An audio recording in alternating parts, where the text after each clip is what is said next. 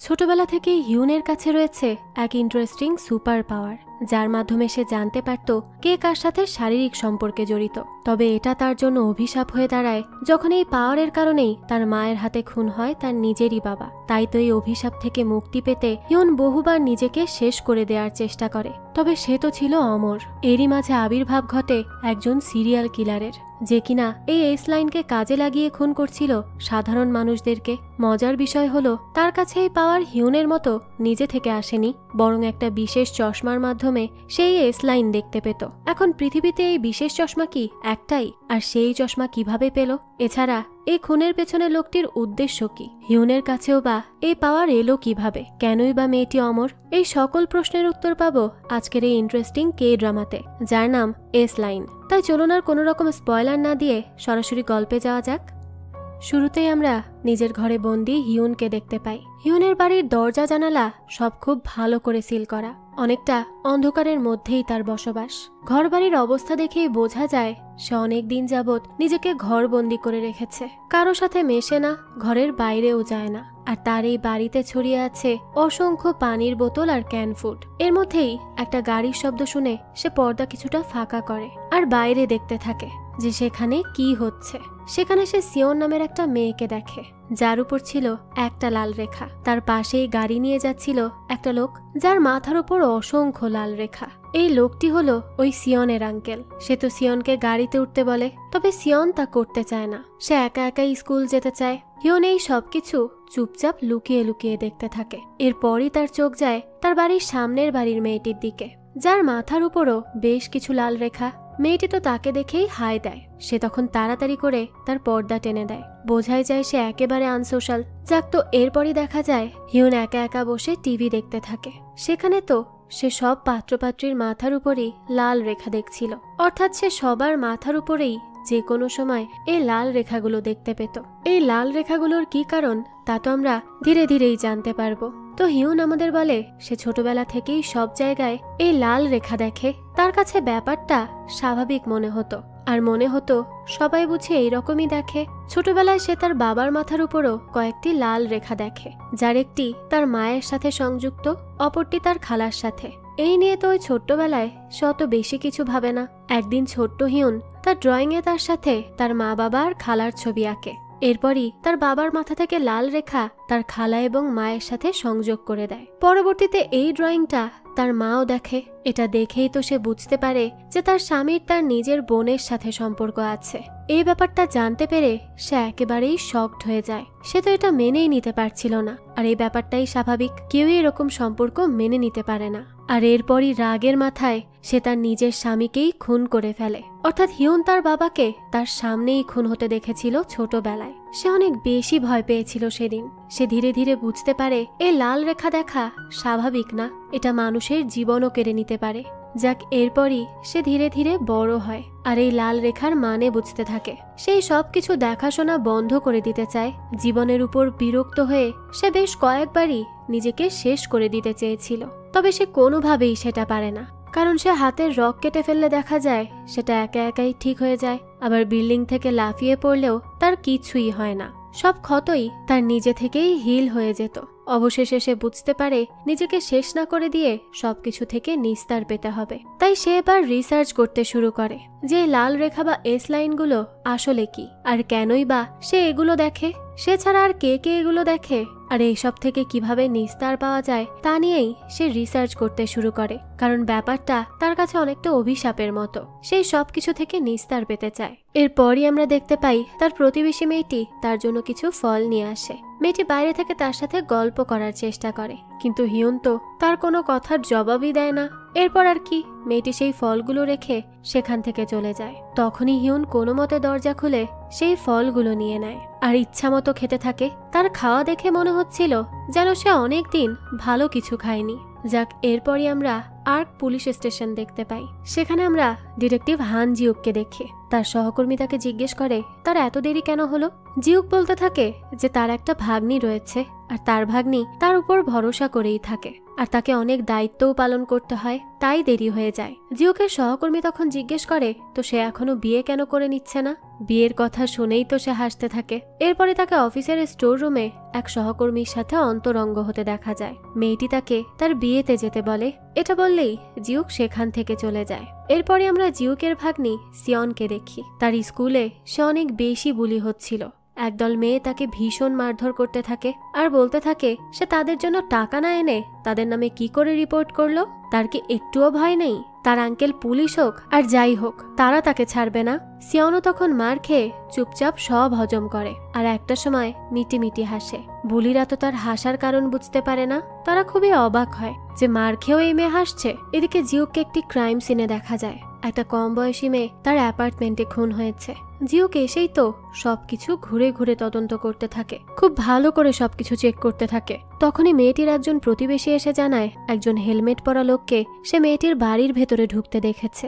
এই কথা শুনেই তো জিউক একটা সিসিটিভি ফুটেজ বের করে আর তাতে হেলমেট পরা ওই লোকটিকে দেখতে থাকে। তারা তো বুঝতেই পারছিল না এই খুনের পেছনে কোনো ব্যক্তিগত কারণ আছে নাকি কোনো সাইকোপ্যাথের কাজ। এটা অলরেডি এই খুনের খবর তো চারিদিকে ছড়িয়ে পড়ে, টিভিতেও এই খবর দেখাচ্ছিল। রাতের অন্ধকারে চুপচাপ নিজের কেনাকাটা সেরে এসে হিউন বসে বসে টিভিতে সেই খবর দেখছিল। সে তখন রিপোর্টারের পেছনে একজন লোককে দেখতে পায় যে ঘটনাস্থল থেকে বের হচ্ছে। তার মাথায় হেলমেট আর একটিমাত্র এস লাইন দেখতে পায় সে তার মাথার উপরে। তার তখন লোকটিকে কিছুটা সন্দেহ হয়। তখনই সে একই রকম হেলমেট পরা একটিমাত্র এস লাইন সহ লোককে তার সামনের বাড়িতে ওই মেয়েটির ঘরে ঢুকতে দেখে।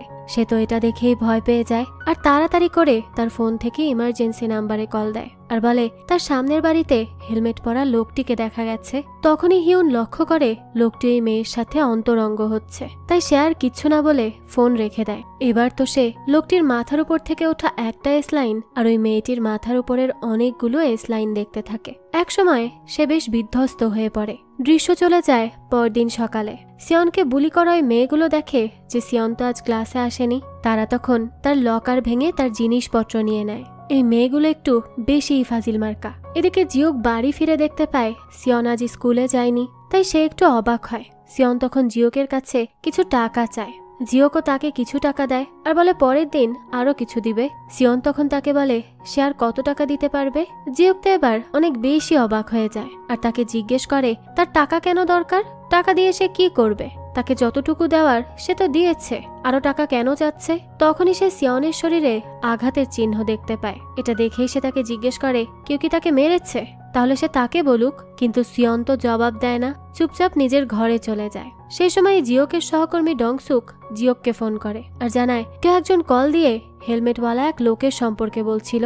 ডংসুক তাকে সেই ঠিকানা দিলে জিওক তো খুবই অবাক হয়, কারণ এটি তো তার সামনের বাড়ি, অর্থাৎ হিউনের বাড়ির ঠিকানা। সে সাথে সাথে হিউনের বাড়িতে চলে যায় আর দরজা ধাক্কা দিতে থাকে। কিন্তু হিউন তখন লুকিং গ্লাস থেকে তাকে দেখতে পেয়ে খুবই ঘাবড়ে যায়, কারণ তার মাথার উপর তো অসংখ্য এস লাইন ছিল।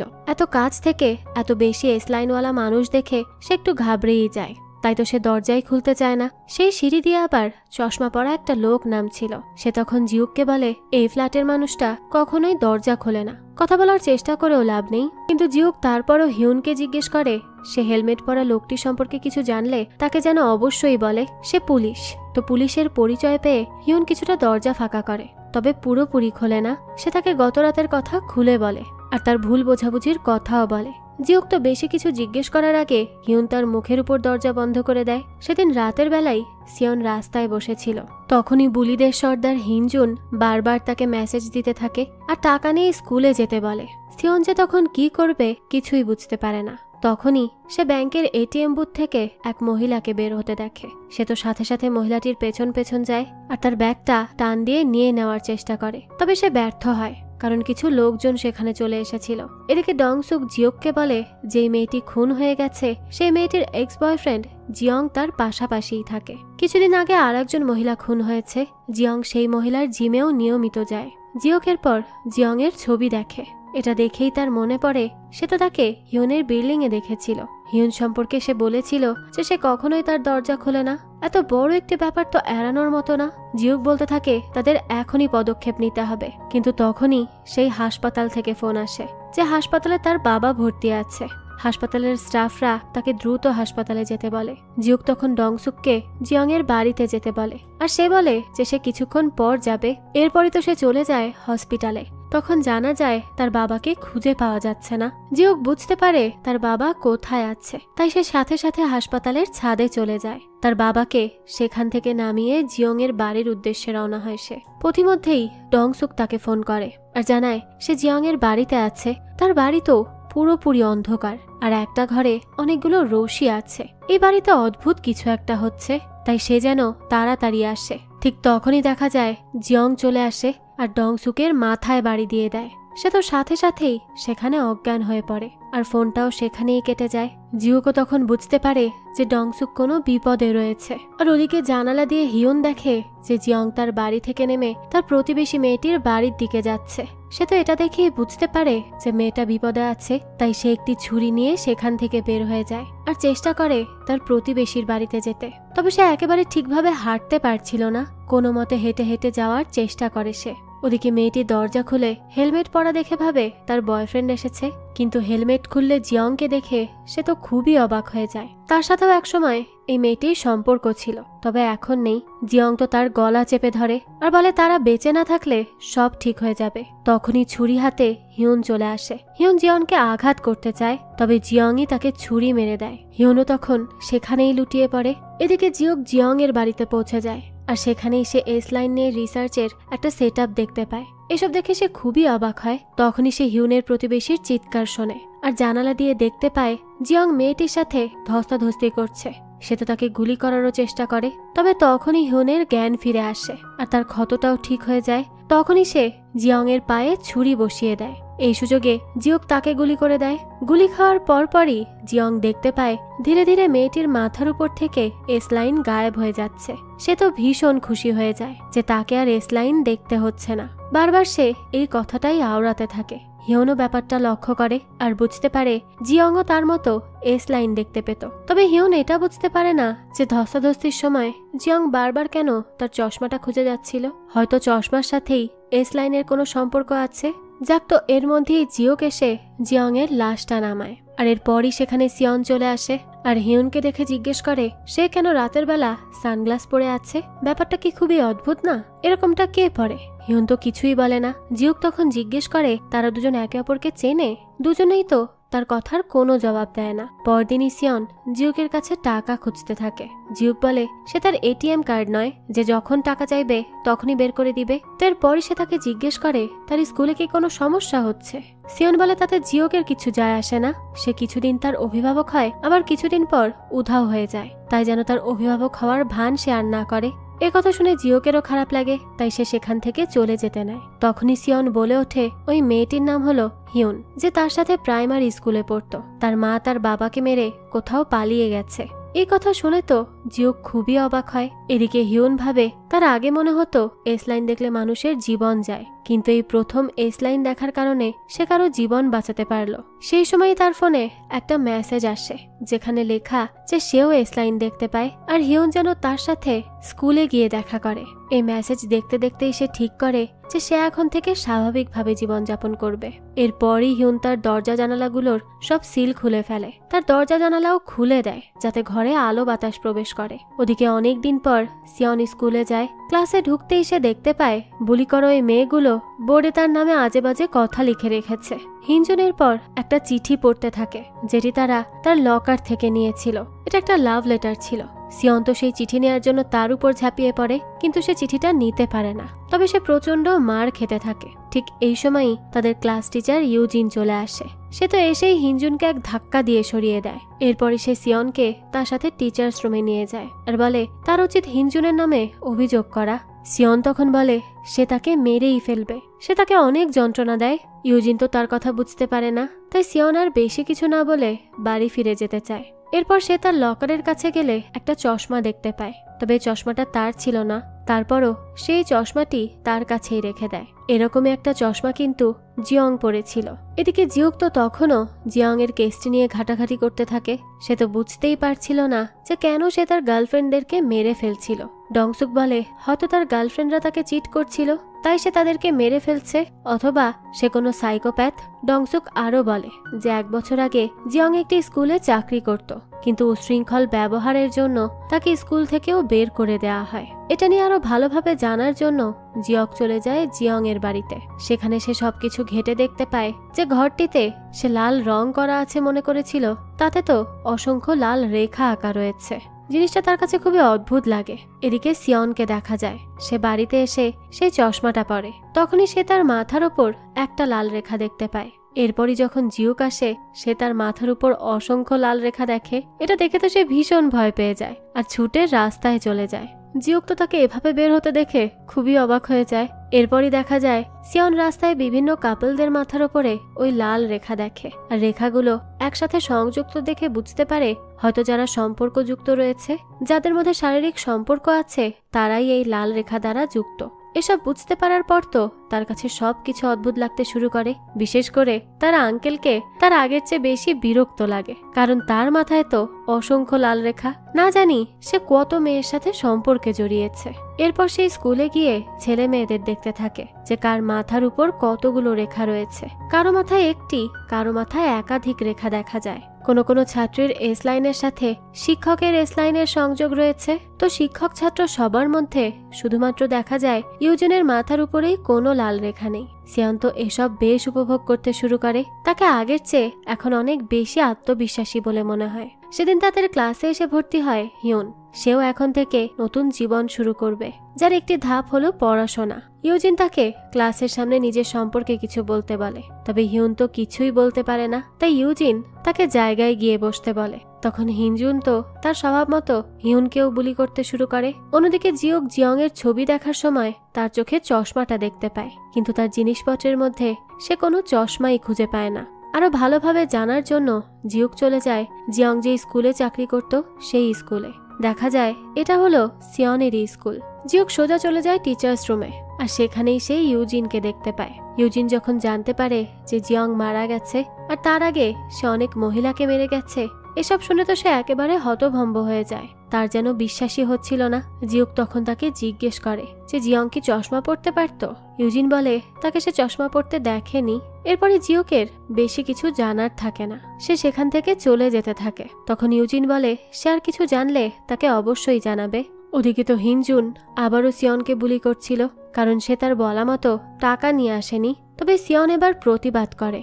সে হিনজুনের হাত ধরে ফেলে আর তাকে থামিয়ে দেয়, আর বলতে থাকে সে আর তাকে টাকা দিবে না, তার কাছে এত টাকা নেইও। হিনজুন সিয়নকে এটা শুনে প্রচন্ড মারতে থাকে। ঠিক তখনই হিউন চলে আসে আর তাকে থামতে বলে। হিনজুন তো এবার হিউনকেই মারতে থাকে। হিউন তো সাথে সাথে তাকে নিয়ে কার্নিশের দিকে হেলে পড়ে আর বলে সে হিনজুনকে সহ নিচে পড়ে যাবে। হিনজুন তো এবার বেশ ভয় পেয়ে যায় আর তাকে ছেড়ে দিতে বলে, কিন্তু হিউন তো তাকে ছাড়তে চায় না। সে বলে সে এক শর্তে ছাড়বে, হিনজুন যেন তাদেরকে আর বিরক্ত না করে। হিনজুন তখন ভয়ে ভয়ে বলে ঠিক আছে ঠিক আছে, সে আর বিরক্ত করবে না। এই বলে সে কোনো মতে ছাড়া পায়। সিয়ন তখন বলে হিউন এইসব কেন করছে, সে তো তার সাহায্য চায়নি। হিউন জিজ্ঞেস করে সে তার উপর এখনো রেগে আছে কি। সিয়ন বলে না, সে তার উপর কেন রেগে থাকবে। এই বলেই সে সেখান থেকে চলে যায়। এদিকে জিউক চলে যায় একটা বারে, যেখানে জিয়ং নিয়মিত যেত। বারের স্টাফদের সাথে কথা বলে সে জানতে পারে যে সে প্রথমে ঠিকই ছিল, কিন্তু পরে বড় অদ্ভুত আচরণ শুরু করে। সব মানুষের মাথার উপরে কি যেন গুনতে থাকে।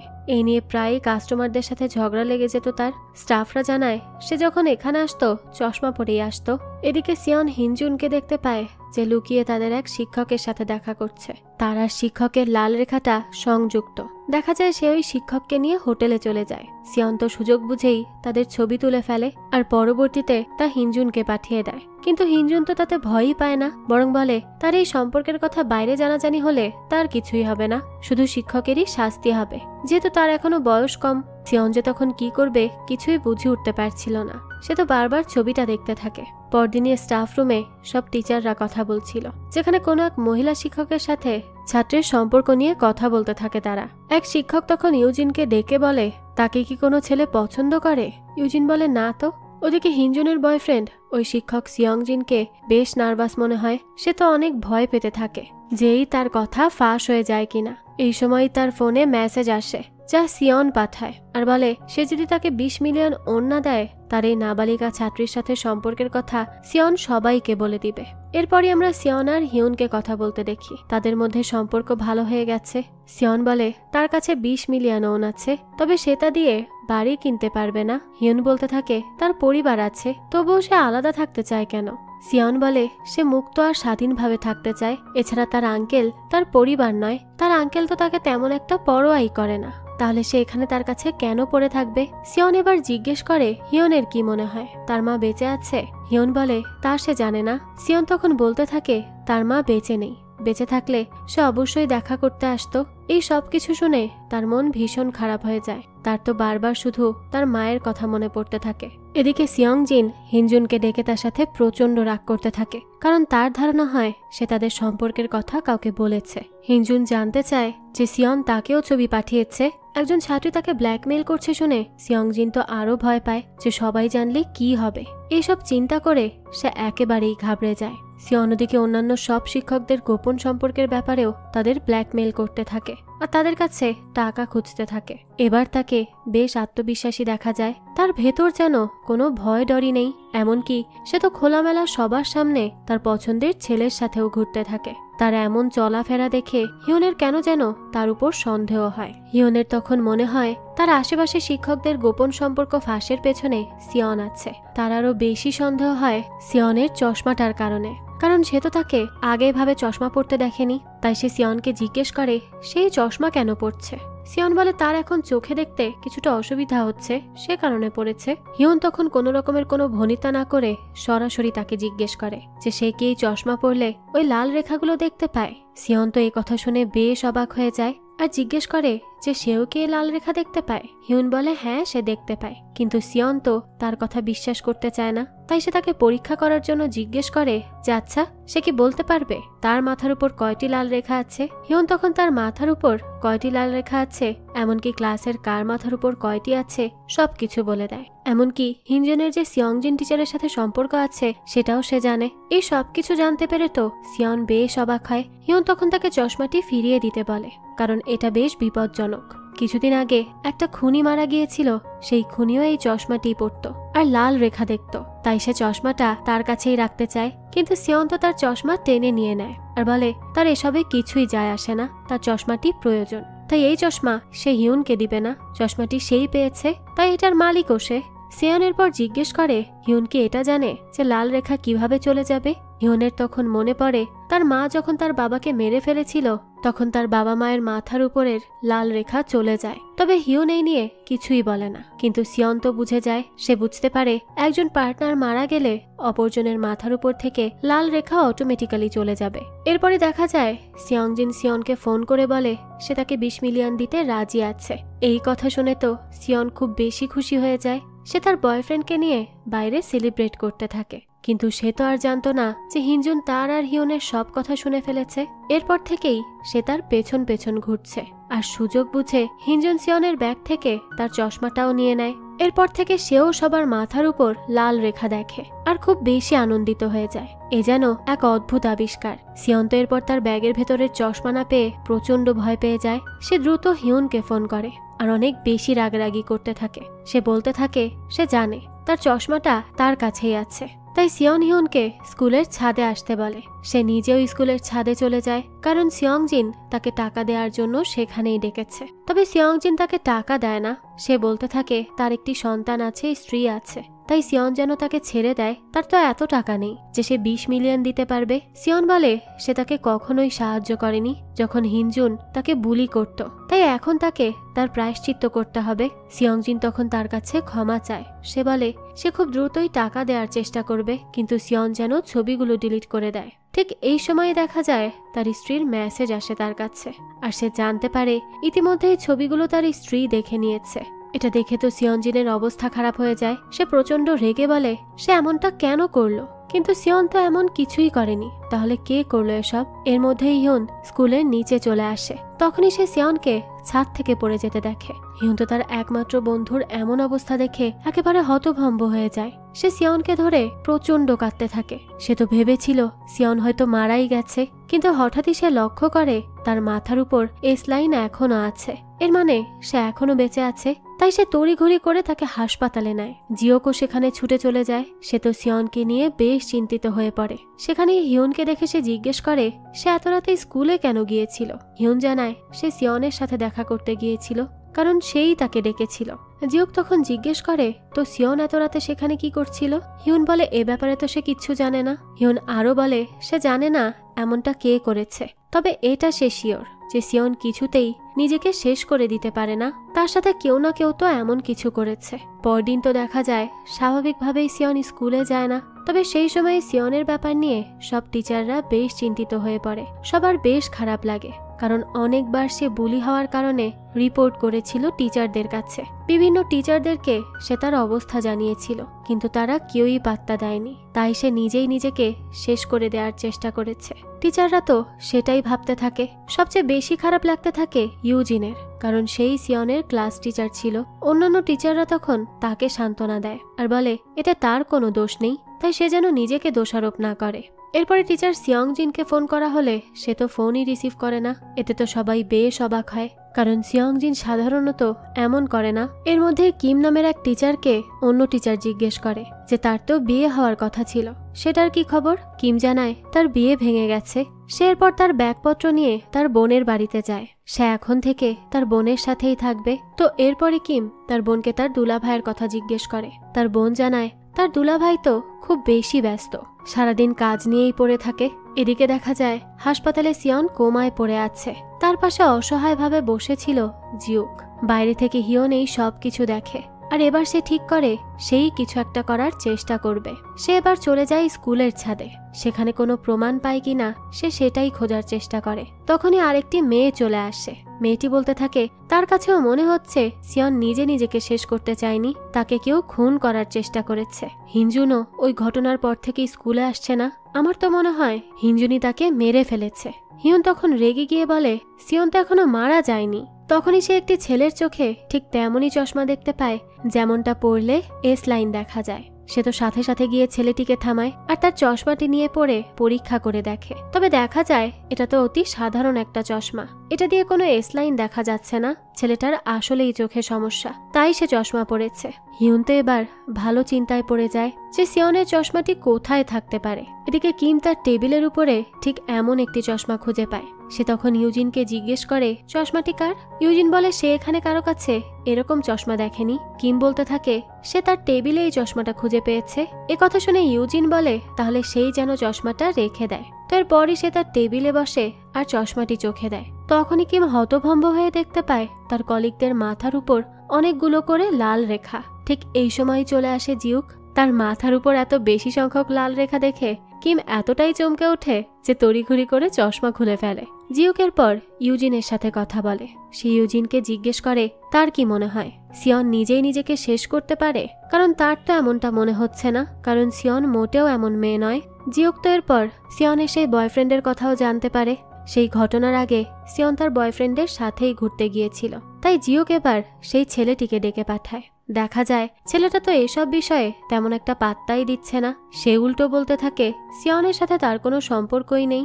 জিওক তখন তাকে সিয়নের সাথে তোলা সেই রাতের ছবি দেখায়। সে বলে সিয়নের সাথে যদি কোনো সম্পর্কই না থাকে তাহলে এই ছবিগুলো কোথা থেকে আসলো। তখন ছেলেটা জানায় যে তারা তো শুধুমাত্র একটু মজা করার জন্য ডেটে গিয়েছিল, টাইম পাস করতে। এটা সিরিয়াস কোনো ব্যাপার না। সিয়নের ব্যাপারে তো সে একদমই সিরিয়াস ছিল না। সিয়নকে তার কখনো ভালোও লাগেনি। সিয়ন নিজেই তার পেছনে পড়েছিল। জিওক এখানে আর কি বলবে। তো এরপর সে জিজ্ঞেস করে সে রাতে আর কি হয়েছিল। ছেলেটি জানায় তারা প্রথমে মজা করছিল, পরে কিছু একটা হয় আর সিয়ন অনেক বেশি ভয় পেয়ে যায়। তড়িঘড়ি করে সেখান থেকে চলে যায়। ছেলেটির কাছ থেকে সেরকম কথা আদায় করতে না পেরে জিওক ওই রাতে সিসিটিভি ফুটেজ দেখতে থাকে। তখনই সে লক্ষ্য করে সিয়ন যখন ওই ছেলেটির সাথে ছবি তুলতে একটা বুথে ঢোকে তখনই একটি মেয়ে আসে আর বাইরে থেকে সিয়নের ব্যাগটি নিয়ে সেখান থেকে চলে যায়। এই মেয়েটিই ছিল হিনজুন। সে তো এবার হিনজুনের খোঁজ করতে থাকে। এদিকে কিম তার বোনের বাড়িতে তার বোন দুলাভাইয়ের সাথে চশমাটি পরে খাবার খাচ্ছিল। সে তার দুলাভাইয়ের মাথার উপর তখন অনেকগুলো লাল রেখা দেখতে পায়, যার একটি তার বোনের সাথে যুক্ত। সে সব দেখেই বুঝতে পারে এই রেখাগুলোর মানে কি। সে এটাও বুঝতে পারে তার দুলাভাই মানুষটির চরিত্র কেমন, কিন্তু সে তখন কিছুই বলে না। সেই সময় কিমের দুলাভাই তাকে জিজ্ঞেস করে তার বিয়েটা কেন ভাঙলো। কিম বলে তার বাগদত্তা অন্য মানুষের সাথে সম্পর্কে জড়িয়ে গিয়েছিল, তাই সে তার বিয়েটা ভেঙে দিয়েছে। এমন মানুষের সাথে সে থাকতে চায় না। তো খাওয়া দাওয়া করার পর কিম যখন তার দুলাভাইয়ের সাথে বের হয়, সে দেখে দুলাভাইয়ের মাথার উপরের একটা লাল রেখা এই বিল্ডিং এরই 4 তলায় যাচ্ছে। তাই ফেরার সময় সে 4 তলায় কে আছে তা দেখার চেষ্টা করে, কিন্তু দুলাভাই তাকে যেতে দেয় না। ভাবে সে হয়তো ভুল ফ্লোরে চলে যাচ্ছে, তাই কিমও আর কোনো কিছু প্রকাশ করে না। এদিকে জিওকের বস তাকে ডাকে আর বলে সে যেন সিয়নের কেসটা বন্ধ করে দেয়। এটা শুধুমাত্রই একটা আত্মহননের কেস, আর কিছুই না। সে শুধু শুধু এই কেসে তার সময় নষ্ট করছে। বস আরো বলে জিওক নিজেই তার ভাগ্নিকে ভালো করে চেনে না, সে কি করে এই কথা বলতে পারে যে তার ভাগ্নি আত্মহনন করেনি। জিওক তখন তার বসকে বলে তার বাচ্চাও যদি হাসপাতালে পড়ে থাকতো সে কি তখনও এভাবে কথা বলতে পারত। বস তো এতে খুব রেগে যায়। ওদিকে কিম স্কুলে গিয়ে দেখতে পায় বিভিন্ন কলিগদের লাল রেখাগুলো বিভিন্ন জনের সাথে যুক্ত হয়ে আছে। এছাড়া সিয়ং জিনকে দেখা যায় সে তো তখনও আসেনি, সে আসলে অনেকদিন যাবতীয় স্কুলে আসছে না। যাক, তো এর পরই দেখা যায় কিম ইউজিনকে জিজ্ঞেস করে যে সে যদি কারো পরকীয়ার সম্পর্কে জানতে পারে তাহলে তার কি করা উচিত। ইউজিন বলে তার আগে এ ব্যাপারে নিশ্চিত হওয়া উচিত। ইউজিন তখন কিমের চশমাটি দেখে আর তার বেশ প্রশংসা করে, কিন্তু এ সম্পর্কে তাকে আর তেমন কিছুই জানায় না। এরপরই সে তার বোন আর ভাগ্নির সাথে বাড়ি ফিরে আসে। তখনই সে দেখতে পায় একটা পার্সেল সেখানে ভুলে চলে এসেছে। এটা 4 তলারই কারো পার্সেল। তার বোন তখন তাকে এটি ম্যানেজমেন্ট অফিসে দিয়ে আসতে বলে। যেহেতু তার দুলাভাইয়ের 4 তলার কারোর সাথে লাল রেখা সংযুক্ত, তাই সেই খবর নিতেই সে নিজে 4 তলা চলে যায় ওই পার্সেলটা দিয়ে আসার জন্য। তখনই সেখানে কাইলিন নামের একটা মেয়ে আসে। এই মেয়েটি কারোর সাথে কথা বলছিল। সে তখন পার্সেল নিয়ে ভেতরে ঢুকে যায়। কিমের তো এই মেয়েটিকে তার দুলাভাইয়ের ব্যাপারে সন্দেহ হয়। এরপরই আমরা দেখতে পাই কিম তার বোনের বাড়ি ফিরে এসেছে। সে এসেই তার বোনকে জিজ্ঞেস করে দুলাভাই কোথায়। সে তো তার ব্যবসা প্রতিষ্ঠানে নেই। সে খোঁজ নিয়েছে। কিমের বোন তখন বলে সে ব্যবসার কাজে অন্য কোথাও গেছে, 2-3 দিনের জন্য, আবারও চলে আসবে। কিমের পর জিজ্ঞেস করে এই বিয়ে করে সে কি সুখে আছে। কিমের বোন বলে সে সংসার করছে, সন্তান লালন পালন করছে, যেমন থাকার তেমনই আছে। আমরা তখন জানতে পারি তাদের বাবাও কারো সাথে সম্পর্কে ছিল। তাদের মা এতে খুব কষ্ট পায়, তাই সে তাদের দুজনকে নিয়ে আলাদা হয়ে গিয়েছিল। তাদের বড় করতে তাদের মাকে অনেক কষ্ট করতে হয়। সেই সবকিছুই তারা দেখেছে। তো কিম এরপর তার বোনকে বলতে থাকে তার বাগদত্তা চিট করে তাকে অনেক সরি বলেছিল, কিন্তু তার বাবার কথা তখন তার মনে পড়ে যায়, তাই সে তাকে মাফ করতে পারেনি। বারবার তার বাবার কথাই মনে পড়ত আর তার মায়ের কষ্টের কথা মনে পড়ত। আর বাবা মারা যাওয়ার পরও সে তার বাবাকে ঘৃণা করা বন্ধ করতে পারেনি। তো এসব অতীতের কথা বলতে বলতে তারা 2 ভাই বোন অনেক কান্নাকাটি করে। দৃশ্য চলে যায় পরদিন। সিয়ংজিনের তার ছাত্রীর সাথে সম্পর্কের কথা স্কুলের সবাই জেনে গেছে, তবে সবাই বেশ অবাক হচ্ছিল এই ঘটনায়। আর সেদিনই দেখা যায় তার লাশ খুঁজে পাওয়া যায় একটা গাড়ির মধ্যে। তার সাথে সেখানে একটা চিঠিও লেখা ছিল, যেখানে লেখা আছে সে একটি অনৈতিক সম্পর্কে জড়িয়ে গিয়েছিল, যা অলরেডি ফাঁস হয়ে গেছে। তার অনেক বেশি অপরাধ বোধ হচ্ছে আর অনেক বেশি লজ্জাও হচ্ছে। এসব সে কোনো মতেই মেনে নিতে পারছে না, তাই নিজেই নিজেকে শেষ করে দিচ্ছে। সে সবার কাছে লজ্জিত আর অনেক বেশি দুঃখিত। তো এখানে সবকিছু চেক করে জিউক তার সঠিক মৃত্যুর সময়টা বের করার চেষ্টা করে, কিন্তু হঠাৎই সে বলে ওঠে এই মৃত্যু এখানে হয়নি, মৃত্যু আরো অনেক আগে হয়েছে। আর এই ভিডিও তো আজই ভাইরাল হয়েছে, তাই ব্যাপারটা অনেক বেশি সন্দেহজনক। ডিংসুক এসব শুনে বলে হয়তো সে বুঝে গিয়েছিল তার ছবি ভিডিও ভাইরাল হতে চলেছে, তাই হয়তো আগে আগেই এই স্টেপ নিয়ে নিয়েছে যাতে তাকে সমাজের হিউমিলিয়েশন সহ্য করতে না হয়। এদিকে দেখা যায় হিউন তার বন্ধুদের সাথে গল্প করছিল। তার মধ্যেই একটি ছেলেকে দেখে মনে হয় তার উপর তার কিছুটা আগ্রহ আছে। তো তারা স্কুল থেকে বের হতেই জিউক তাকে ডেকে গাড়িতে উঠতে বলে। জিউক বলতে থাকে সিয়ন তার কাছের বন্ধু, তার সাথে সে প্রায়ই দেখা করত, সে কি কিছুই জানে না। জিউক তাকে সন্দেহ করছে না, তবে হিউন নিজেই বলেছে সিয়ন নিজেকে নিজে শেষ করে দেওয়ার মেয়ে না, কেউ তাকে মারতে চেয়েছে। তাহলে সে কিছু কি বলতে পারে? হিউন তখন শুধু জিজ্ঞেস করে জিউক কি সিয়নের চশমাটি খুঁজে পেয়েছে। জিউন তখন আগ্রহের সাথে বলে সে চশমার ব্যাপারে কি বলতে চাইছে, খুলে বলুক। চশমার সাথে সিয়নের অ্যাক্সিডেন্টের কি কোনো সম্পর্ক আছে? হিউন বলে সে আগে চশমা খুঁজে বের করলে হিউন তাকে সবকিছু বলবে, তবে তাকে আগে ওই চশমাটি এনে দিতে হবে। এই বলেই সে সেখান থেকে নেমে যায়। এরপরে কিমকে দেখা যায়, সে তো এখনো তার দুলাভাইয়ের পিছু নিতে থাকে। দেখা যায় তার দুলাভাই একটা হোটেলের ভেতরে যায়। হিউনও তখন তার পেছন পেছন যায়। সেখানে গিয়েই সে তার দুলাভাইকে ওই কাইলিন নামের মেয়েটির সাথে দেখতে পায়। সে তো এটাও দেখে যে তার দুলাভাই কাইলিনকে অনেক দামি একটা উপহার দিয়েছে। এসব দেখে তার খুবই রাগ হয়। সে সাথে সাথে তার দুলাভাইকে ফোন করে আর জিজ্ঞেস করে সে কোথায় আছে। তখন তার দুলাভাই মিথ্যা কথা বলে। সে বলে সে সিওলের বাইরে আছে, একটা মিটিংয়ে ব্যস্ত, পরে কথা বলবে। কিম বলে কিন্তু সে তো তার বোনের সাথে যোগাযোগ করতে পারছে না। কিমের দুলাভাই তখন তাকে জানায় ঠিক আছে, সে তার বোনের সাথে যোগাযোগ করে তাকে জানাবে। এই বলে সে তড়িঘড়ি করে ফোন রেখে দেয়। কিন্তু এবার হোটেলের ভেতরেই হাঁটতে থাকে। হোটেলের রুমগুলো থেকে অসংখ্য লাল রেখা বেরিয়ে আসছিল। কিমের পর সরাসরি তার দুলাভাইয়ের ঘরে চলে যায়। দুলাভাই দরজা খুলতেই সে তার কলার চেপে ধরে আর সব কিছু জিজ্ঞেস করে যে সে কেন এমন করছে, তার বোনকে কেন চিট করছে। দুলাভাই তখন বলে সে ভুল বুঝছে, সে তাকে বোঝাতে পারবে। তাই কিম যেন তাকে কিছুটা সময় দেয়, সে সব কিছু ঠিক করে ফেলবে। কিম বলে সে যেন একদিনের ভেতরেই সব ঠিক করে ফেলে, না হলে সে কি করবে তার কোনো নিশ্চয়তা নেই। কিমের দুলাভাই তখন তাকে শান্ত করে আর বলে তার বোনকে কিছু না বলার জন্য। তো এরপরে কিম ফিরে গিয়ে তার বোনের কাছ থেকে বিদায় নেয়, কারণ সে কানাডা চলে যাবে। কিম তখন জিজ্ঞেস করে তার বোনের সাথে তার স্বামী কি যোগাযোগ করেছে। কিমের বোন জানায় সে হয়তো ব্যস্ত আছে, সুযোগ পেলেই যোগাযোগ করবে। কিম বুঝতে পারে ওই বদমাশ লোক এখনো ভালো হয়নি, কিন্তু তারপরও সে তার বোনকে কিছুই জানায় না। এরপরে কিম স্কুলে চলে যায় শেষবারের মতো সবার কাছ থেকে বিদায় নিতে আর তার জিনিসপত্র আনতে। ইউনজিন তখন জিজ্ঞেস করে সে যে পরকীয়ার ব্যাপারে জিজ্ঞেস করছিল তার কি সমাধান হয়েছে। কিম বলে না, এখনো কোনো সমাধান করতে পারেনি সে। ইউজিন বলে স্কুলের অবস্থা ভালো নেই, এর মধ্যে সেও চলে যাচ্ছে, কি যে হবে সে কিছুই বুঝতে পারছে না। কিন্তু এখন তো কিমের কিছুই করার নেই, তাকে যে যেতে হবে। তাই সে ইউনজিনকে সবকিছুর জন্য ধন্যবাদ জানায়, তাকে সবসময় হেল্প করার জন্য, একজন ভালো সহকর্মী হয়ে। কিমের পর সোশ্যাল মিডিয়ায় দেখতে পায় কাইলিন নামের মেয়েটি গর্ভবতী। সে তো এটা দেখে প্রচন্ড ক্ষিপ্ত হয়ে যায়। সে এবার ঠিক করে তার বোনকে সে সবকিছু জানিয়ে দিবে। তবে অনেকবার কল করার পরেও তার বোন তো কলই রিসিভ করে না। এতে তো সে খুবই চিন্তিত হয়ে পড়ে। তাই সে সবকিছু বাদ দিয়ে সোজা তার বোনের বাড়িতে চলে যায়। তখনই সে দেখতে পায় তাদের বাড়ির সামনে জটলা হয়ে গেছে তার বোন নিজের গাড়িতে, আর সে সবার সামনেই কাইলিনের গাড়িতে বারবার ধাক্কা দিচ্ছে। আর কাইলিন তো এক পাশে দাঁড়িয়ে কাঁদছে। সে তখন তার বোনকে গাড়ি থেকে বের করে। তার অবস্থা খুবই খারাপ হয়ে গেছে, সে একেবারেই ভেঙে পড়েছে। কিম কি করবে কিছুই বুঝতে পারে না। তখনই কিমের দুলাভাই আসে আর তার বোনের কাছে না গিয়ে সবার সামনে গিয়ে কাইলিনকে জড়িয়ে ধরে। কিন্তু এটা দেখে খুবই রেগে যায় আর তার দুলাভাইকে মারতে থাকে আর বলতে থাকে সে এতটা খারাপ কেন। তার বোন তখন তাকে থামায় আর এবার তাকে আসল কথা বলে। আসলে কাইলিনই হলো তার দুলাভাইয়ের আসল স্ত্রী। তাদের তো বিয়েই হয়নি, তাদের সম্পর্ক সবার কাছ থেকে গোপন রয়েছে। কিম যখন বলেছে সব ঠিক করে ফেলতে, তখন তার দুলাভাই তাকেই ছেড়ে দিয়েছে। কিন্তু এই সব কিছু শুনে একেবারে হতভম্ব হয়ে পড়ে, কারণ সে নিজ হাতে তার বোনের সবকিছু শেষ করে দিয়েছে। এদিকে জিওক বসে বসে সিয়ংজিনের আত্মহননের নোটটা দেখছিল। তার তো বারবারই মনে হচ্ছে সিয়ংজিন নিজেকে নিজে শেষ করতে পারে না, কোনো একটা গরমিল তো অবশ্যই আছে, সে কিছু একটা ধরতে পারছে না। তো হঠাৎই তার মাথায় আসে সিয়ং যদি নিজেকে শেষ করে দিতে চায় সে কি কোনো চিঠি লিখে গেছে।